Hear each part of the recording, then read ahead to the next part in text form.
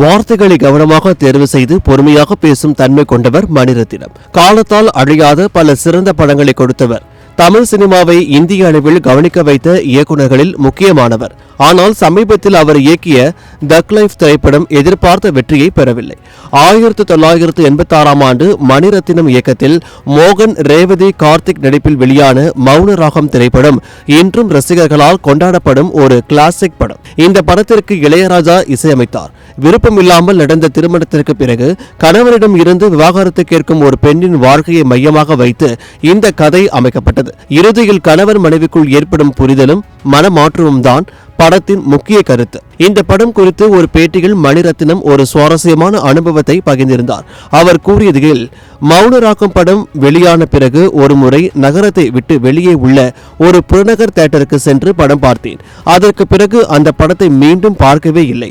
காரணம், அந்த தியேட்டரில் நடந்த ஒரு சம்பவம் தான். படம் வெளியான 2வது நாள் அது. தியேட்டரில் முதல் 10 வரிசைகளில் யாருமே இல்லை. நம்ம படத்திற்கு இப்படித்தான் இருக்குமோ என்று நினைத்துக் கொண்டேன். படம் முடிந்து ரசிகர்கள் வெளியே வந்தார்கள்.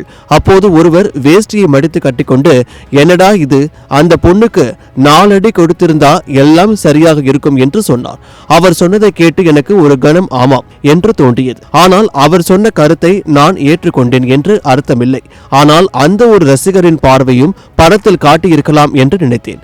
அடிப்பது எந்த பிரச்சனைக்கும் தீர்வு கிடையாது என்பதை இன்னும் தெளிவாக சொல்லியிருக்கலாம். ஒரு சாதாரண ரசிகர் இப்படி யோசிப்பார் என்பதை நான் அப்போது கவனிக்கவில்லை. திருமணம் வாழ்க்கையில் இப்படிப்பட்ட பிரச்சனைகள் இருக்கலாம்.